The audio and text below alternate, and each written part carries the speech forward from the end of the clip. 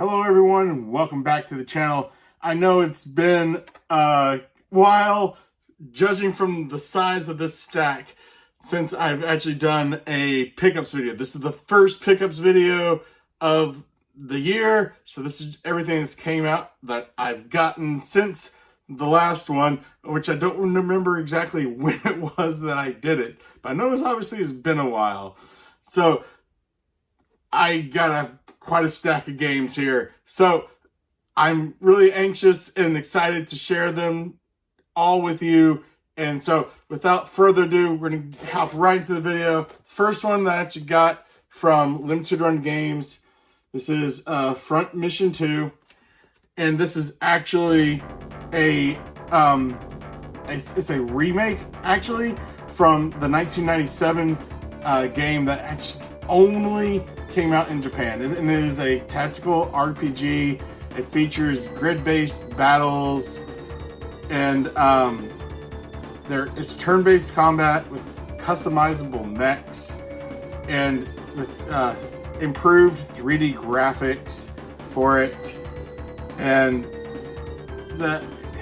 it gets some kind of criticism because it's like a slower paced game, but it gives you more decisions on how to, or more time to make your decisions on how you are wanting to do your combat, if you've ever played a tactical role-playing game. And so in the grid-based combat, and I just really like mechs, and I don't know if you, I can't remember what the mech, like, yeah, obviously there's Gundam, Robotech. There's also another really big one that is escaping my mind at the moment. If you can actually remember this, jog my memory. I just remember that there was a bunch of guys when I was growing up, they used to have like a big manual for it and designing like their own mechs. So if you want to comment down below what that is, just to kind of jog my memory, hey, I'll happily accept the help rather than just trying to rack my brain on what that was, because I know it wasn't Robotech. But moving right along, the next game is another RPG, End of the Trail series. This one just came out here recently. This is the collector's edition that I got from NIS America for Trails Beyond the Horizon. And so this is actually taking place in the Calvard region, and it is actually the sequel to Daybreak 2, obviously Daybreak 1. So it's just hopefully bringing that arc to a close, I believe. And so I'm looking forward to playing this. Oh, I'm just debating on whether or not I should actually do, and since it is a collector's edition, should I do an unboxing video of it? Comment down below if it's something that you'd actually be interested in seeing, all the little goodies that came in with it. Otherwise, I'm just going to open it up and play the game whenever it is I can get around to it. Actually, I'll start with Daybreak and then go through all of that. I'm just really trying to do them in order, so I'm waiting for the second chapter, and I've got so many games to play. It's not like I'm hurting for RPGs to be able to play. I mean, I'm already like 75 hours into Octopath Traveler 0, so I don't know how much more I've got, but I know I'm getting closer towards the end game for that one. So hopefully finish that soon, get on to another RPG. And so this very next game they actually have, it says that it's an RPG. I was looking at it. It's got really interesting art style. Just kind of reminds me of like some of the older days. And so it's a side-scrolling action role-playing game called Dungeon Munchies. And so what this is you are actually a zombie.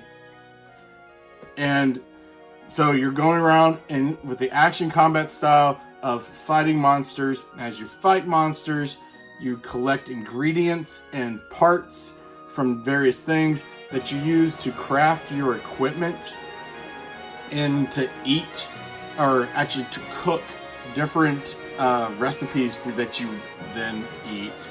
And it affects your playstyle because it gives you different abilities, and it gives you, I don't know if exactly passes, but it'll help you for doing for combos, for dealing more damage. And so what you eat will actually determine how really affect your playstyle. You actually have is, as you're eating the monsters, you can only have a certain set number of meals that you can have, which provides you those power-ups to be able to progress through the story. And so we're going to moving right along to this next one. Yes, I'm trying to make this, because we have a lot of games. This is still, I feel, going to end up being a pretty long video. So next one that we actually have here is Tokyo Xanadu EX Plus.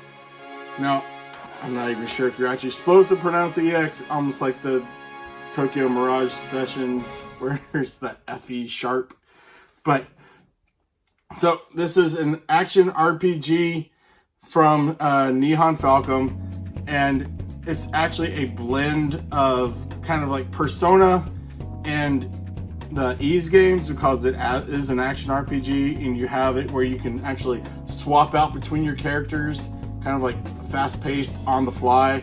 But it's got two different cycles of it. It has a daytime cycle, which is the Persona cycle, where you're interacting with friends and you're doing, what is it called? You're actually like just doing your bonding events and your side quests. And so, and then it gets to the dungeon crawling cycle. I cannot speak. I do not know why, but the combat's just real time, and this is the EX Plus version. It's got new playable characters, scenarios, side stories, and actually has an epilogue added to it as from the original Xanadu. And if I'm not mistaken, I believe that there's like rumors or speculation about them doing a sequel to this. If I can't, I'm not 100% sure. I know I heard about it somewhere. I just can't recall off the top of my head right now. I'm gonna have to actually go back and look about this. And yeah, I know, just to get interaction about this, if you actually do know that there is a rumor about it, you can comment down below like where that rumor was from. I mean, I'm going to do the research for it after I finish this video, just to kind of refresh my own recollection for it. So if you feel free to do that. Moving right along, this is actually suggested to me, and I have it for a future game, or a future community spotlight video that I'm actually planning on doing for this. And so the game is called Clockwork Aquario. And at first I couldn't think of what it was, because it has like it is a Japanese import, so it's got all the Japanese down there. I'm just glad it has the English on the front, because it does not on the back. It's all just in Japanese. So I'm like, okay, just looking at this. But the art style that it actually has here on this front cover is very reminiscent for like kind of old school animes. And so this was actually released in 1991, or it was developed in 1991, but it was never actually released until it actually got restored and published by, I do not know how if you pronounce this, but I just call it In Games. I believe that's what it's called. It here in 2021, and it actually has the Guinness Book of Record for the longest development time. Yeah, 30 years. That's a long time for a game. So you'd think that for that long, it's got to be good. But it just features a very colorful art style for it, and the music is very kind of like upbeat, and the gameplay for it is very fast-paced. The fact that it's got a co-op mode for it is really cool. As you're going through and you're fighting the monsters, you have to attack them. The first hit that you actually do on them, it stuns them, and you can actually, in the co-op mode, pick each other up and throw each other at the enemies to be able to hit them. They have boss battles, and just the art style for this, it's got like the 2D art with very large detailed sprites, and it's very anime inspired aesthetic that it has here in the game, and it just looks like really interesting. I'm really looking forward to being able to play it. I have it put on the stack for other games I'm trying to do for the community spotlights, just taking all of y'all's suggestions, getting some of them down, and yeah, so I have a stack from, I'm going to get around to them as quickly as I can, and so just to be able to bring them all to you. I hope you'll forgive me. I'd just like to stop this video just to take some time just to say thank you to all of you for the new subscribers, old subscribers. Helped me get to that goal of 500. I'm past that, marching forward, even just one subscriber a day towards that goal of 1,000 by the end of the year. And with all of y'all's help, I know that I can get there. So if you do like this kind of content, please do consider throwing a like on the video. Share it, hype it up. It all helps me out tremendously. And if you are someone new, please do hit that subscribe button. I greatly appreciate it. And hey, you can be the newest member of the Gamer Dad family, and I welcome you all with open arms to help me keep growing, keep motivated, just to keep trying to put out content for all of y'all. And so, I mean, I just really can't thank you all enough for everything. I truly mean it. And so, with that out of the way, let's get right back into this video.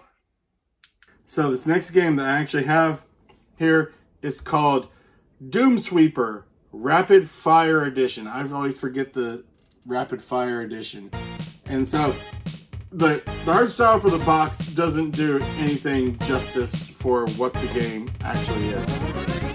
It's actually got a 2D pixel art style for it, and it's actually an action roguelike game. And the roguelike feature comes in because it's like a tower defense. So you're in a vehicle and you're fighting off hordes of zombies and mutants and just waves of them, and as they come in between, you can upgrade what you have, try to get new ones. But the roguelike aspect for each different playthrough comes because it's all randomized, basically. So no two playthroughs is going to be alike.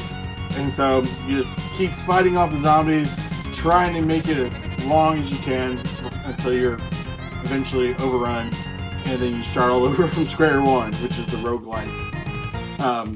Which kind of can be interesting, kind of fun. I like the tower defense games. I've played them for like a long time, and so it just looked like a really fun game, and so I'm just really interested in picking this up. And then this other game I actually picked up is from the same company, and this for Taboo Trial. I wanted to say Trail, no, Trial. So, and this is the Twilight Edition, and so it's actually featuring like Norse mythology, where you are playing as a Valkyrie. You're fighting off against monsters, which are like giant robots, and it is a roguelike game. You got to fight through waves of the robots with mini bosses and bosses.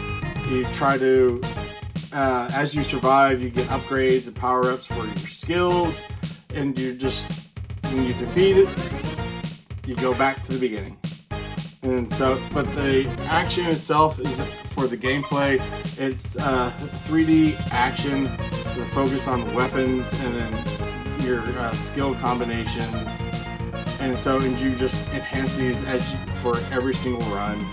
And the next one that you have here, you have Arzette, the Jewel of Faramore.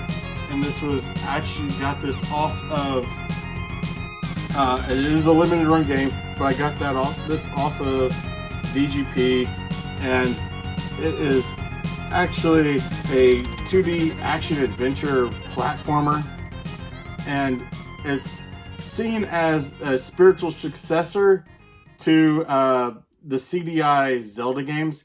And if you actually look and you see some of the animation style that they have for just some of the characters and everything, you'll see it in there. And if anyone knows anything about the CDI Zelda games, they're basically not regarded very well. A lot of people just say they're garbage. Well, excuse me, Prince. So that style of the gameplay, they're just seen as really bad, but not for this game. It's actually while it's mimicking the aesthetics of that, it's actually, so you're controlling the princess using a sword, and you're just trying to fight and explore your kingdom and to defeat the king. And it's like a 2D side-scrolling, uses your map with a non-linear progression, which is almost like a Metroidvania type exploration of it through the game. And so it's, I don't know, it just looked really interesting. I liked the art style for it, for the actual gameplay. The CDI stuff was just very funny to me. I'm really interested to see, like, whenever it is I get to play this, like how they incorporate it and do it inside of for the game. I'm just really wondering how they're going to do it. And then I did get these off of limited run. One to stay sealed, and then the other one to actually play. So, Star Ocean, First Departure R. Now, I really liked when I played Star Ocean, the Second Story R. I played through that and beat it. I've actually gone through several runs of it, because if I'm not mistaken, it has like 100 different endings that you can collect throughout that. I'm not going to play through it and try to get all 100. That is way too much time that I have available. But I did play through it for a couple of times, and so I got a few of the endings. And no two playthroughs are exactly the same, because you can pick up different people, recruit them, but by recruiting some, you can't recruit the others. And this is like the same way. This is like what this is actually a remaster of the remake. Like, the original came out on the Super Nintendo, I believe, and then it got remade in 2007 for the PSP, and so this is the remaster of a remake. So, but it goes through and it's got fully voice acting, real-time combat. I do know that it is like the Second Story R, but it's got high definition, your 2D sprites for combat and for your characters. With I'm trying to remember, I had it written down here in my notes. I can't remember, but it's a fairly short game, like only 20 to 30 hours, but but like the Second Story, where it's got different branching paths for people that you can recruit, and your bonding elements will affect who it is that you can recruit in the game, leading to different alternate like endings. And so, looking forward to playing through that. Glad it's in the collection. Now, when like most of these games, when am I going to have the time to do it? We'll see. It just goes into the ever-increasing backlog. And then this next game that we actually have on the list is Alphadia Genesis and Alphadia Genesis 2. It's a dual pack here. They're both RPGs from Kimco. Kimco is actually really good for doing like their RPGs. They have like the RPG collections. I believe I have volumes 1 and 2, and while they aren't the most like longest RPGs, but they're all the ones that I've played for them. They're all pretty well done for just like the little RPGs that they're given. And so, but these are actually a combination of 2D style where you're actually out exploring your world, and then it goes to a 3D combat phase when you're actually fighting. But then it has the character models are very like when they're having like your dialogue scenes. It does have voice acting for in the Japanese for like the key scenes, but it's just got a really strong like anime aspect. I think it was Blacksmith of the Sand Kingdom was another one that I played. It was actually the very first Kimco RPG that I actually ever played, and I had a really blast playing that. It was a pretty simple, fun little game. I believe you can actually get on the eShop pretty cheap. I don't know if it had a physical. I'm fairly certain it did. I might have to pick that physical up and add it to the collection just because I really prefer physical games over digitals. But that is neither here nor there. Y'all, that's not what y'all are here for. You want to see the rest of these games, and I want to give them to you. So this next game that we actually have, I actually saw this on someone else's stream that they were talking about for games that they really enjoyed, and it was actually for Switch Addiction. I was watching like a video, and as I was watching the gameplay for it, it really reminded me of past games. But hey, go ahead and tell you what it was. Nikoderiko, the Magical World Director's Cut. Now, this is actually almost like Donkey Kong Country, in my opinion. Donkey Kong Country and Crash Bandicoot, they got married and had a baby, and this is that baby. Just from looking at it and how the gameplay went for it, just really brought me back there to the old school, like original Donkey Kong Country vibes. And excuse me, how you were traveling around and traversing through the world for it. Also, for like the platforming, actually really gave me strong Crash Bandicoot vibes. And so it just looks like a really fun time. I'm really looking forward to this, and the fact that it is actually a co-op game, something that I can actually play with my wife. Probably when we have vacation coming up here pretty soon, probably going to be one of the games we actually take with us, so that we can just something we can play together when kids are in bed. There's nothing really else much to do there and stuff, and so we'll probably be playing this. So moving right along, was another game that was actually suggested to me by him, and it's from his watching the video for it, and it's for Mighty Morphin Power Rangers, Rita's Rewind. Now, I grew up with the Power Rangers. I remember that very first episode, seeing Rita Repulsa coming out of her little time capsule, and I was just enamored with it as a child.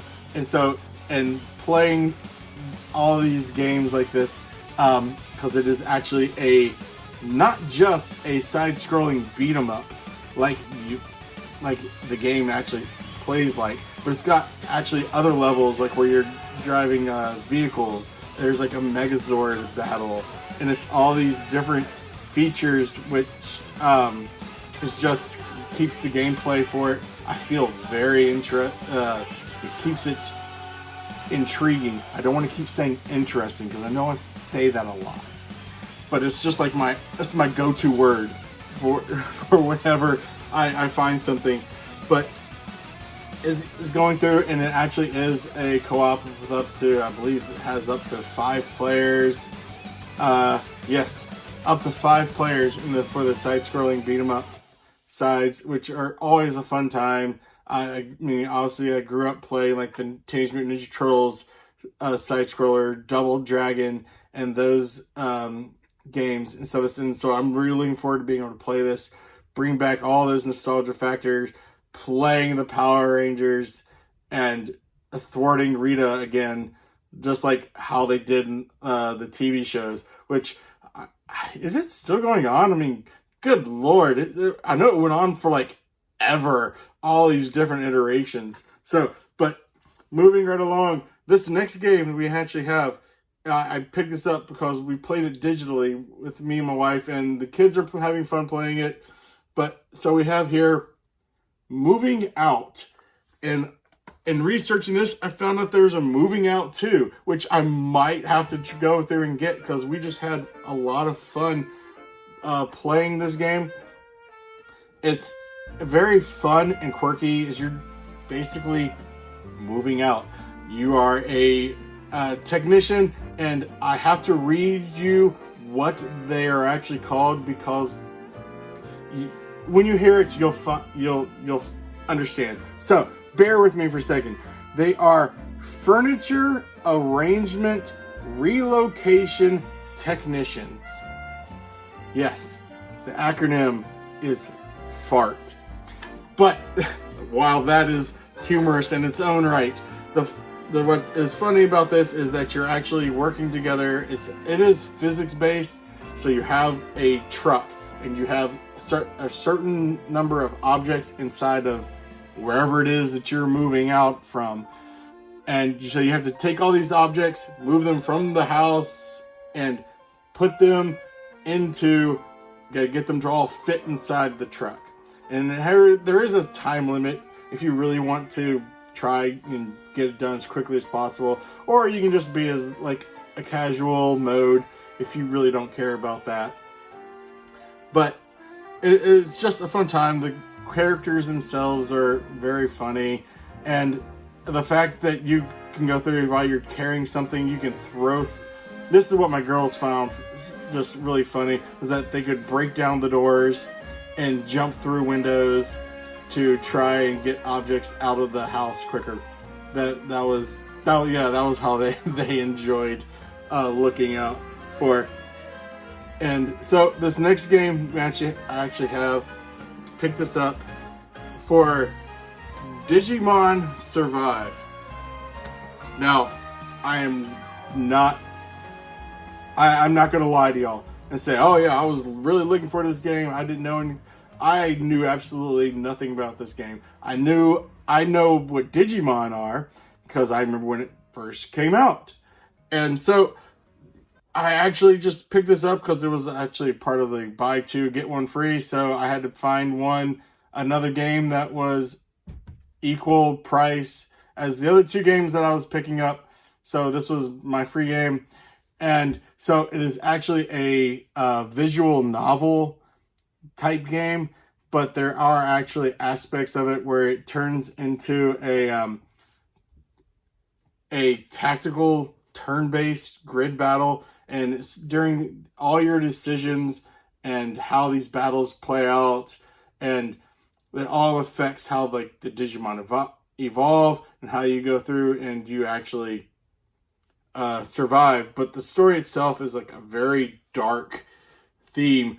If you've played any of the Digimon, they weren't like this. It's kind of like, it's got themes of like for your death, and there are, because you can get permadeath for certain characters in this thing, and it just really looked intriguing to me after I started researching to find out more about it. Like I said, I don't know when I'll be able to get to it. Being a visual novel is going to work its way a little bit lower on the backlog stack, but Digimon is always a fun show to be able to watch. And I actually had if anyone actually really remembers them, like where the girls had the Tamagotchis, I can't remember what they were called now. The little things that look like eggs that they used to play with the little pets. Guys had Digimon, so you could go through, or at least I did. So you had to go through and you train them up and fight them, and you had found other people, you connect them up, and then they would have a battle. And it was Yeah, it was just a fun time being able to play those. Next one that we actually have here is Nexomon plus Nexomon Extinction complete collection. So it is these two games here on it on the same cartridge from P-Cube, and this is basically a monster capturing fighting game, much like Pokemon. The art style for it is, it's not like Pokemon, it's more of like an updated version of it, but some of the battles, I don't know.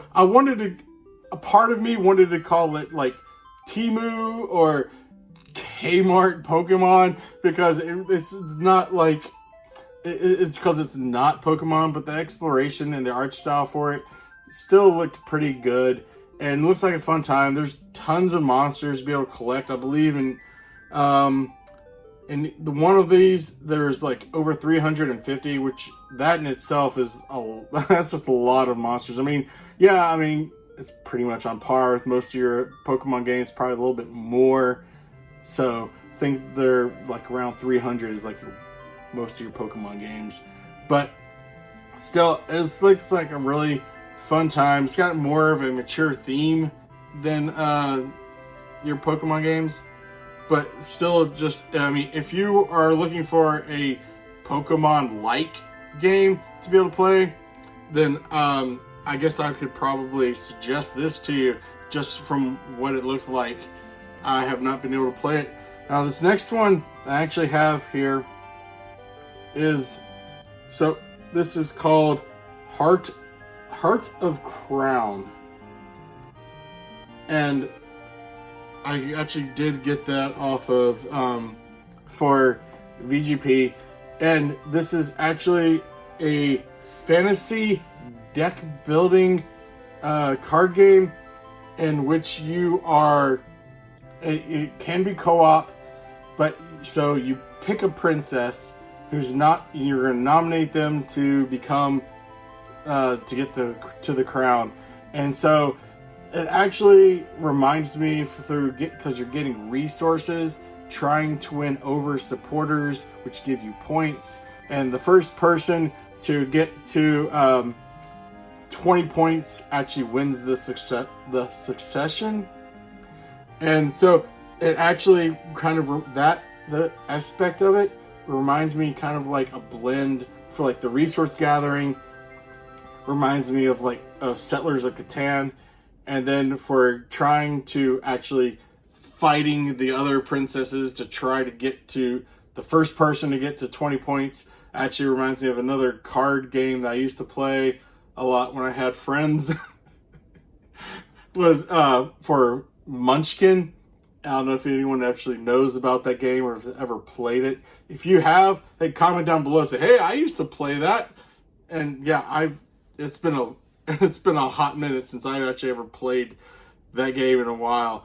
But it was always still a fun time, and this just looks like a really interesting game to play. I had never heard of this, but the deck building and then all the aspects that really reminded me of those games mashed up together, just, it really looks like a fun time.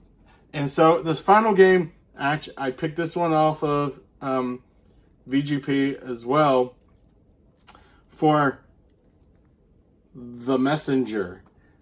Now, this was a reprint run that they did. I don't know if it's still going on, but the pricing for this game actually got really ridiculous. And so with the reprint, I was like, I don't know if the price is going to go up again. So I guess you could probably call it a FOMO buy. But I just kind of saw it and decided to jump on it. So, but it goes through, it blends like your fast-paced gameplay, very reminiscent of Ninja Gaiden, and it shifts from like the classic, like, which reminiscent of the 8-bit NES era, and then it transforms into like halfway through to a 16-bit Super Nintendo Metroidvania style of exploration. And it's got a lot of it looks very fast paced from when I was trying to watch for the gameplay for it. It's still wrapped up. I have not been able to play it, but I've heard really good things about it, especially if you're like a Ninja Gaiden fan. Now, do I know, is it going to be as difficult as that? I really don't know. Like I haven't the foggiest as to like how difficult the game is for it, but it looks really cool, and I'm just really looking forward to being able to play it. And so, in this very last thing, this came in just today, and I was not expecting it. Here in North Dakota, all day today, we were experiencing negative 50 wind chills, and I work outside delivering packages, so it was a brutal day. But coming home and finding this was like a really nice surprise, and I was so super excited because, like I said, I wasn't expecting it. So we have here for the Lunar Remastered Collection, and this is actually Althena's treasure box that came from Hori Games, and I can't remember what all was in this. I did a video on it like way back. This is like one of the very first videos that I did, was talking about this was coming available. And it was actually supposed to be coming out and be delivered on in like September, October was the original date that was given. And so then I didn't hear anything about it. And then all of a sudden it shows up. And I didn't even get any notification that it was on the way. This is why I wasn't expecting this. And so I am really super excited about this. And hey, if you actually want to see me open this up, and because obviously still sealed, and I will show this to you if you can see it. So you have here that's the cast of characters from the very Lunar Silver Star story. And then there's the cast of characters for Lunar Eternal Blue.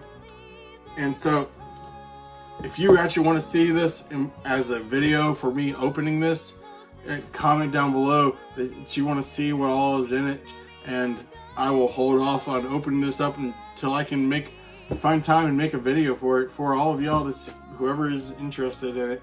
But that is all the stuff that I got. It's a pretty hefty haul, and so I genuinely hope that you enjoy this kind of content, you enjoy this video, and thank you so much for watching. For anyone who's actually still here, people who just skip through the timelines, who just go through and get this video, they're like, I just want to get the video over with.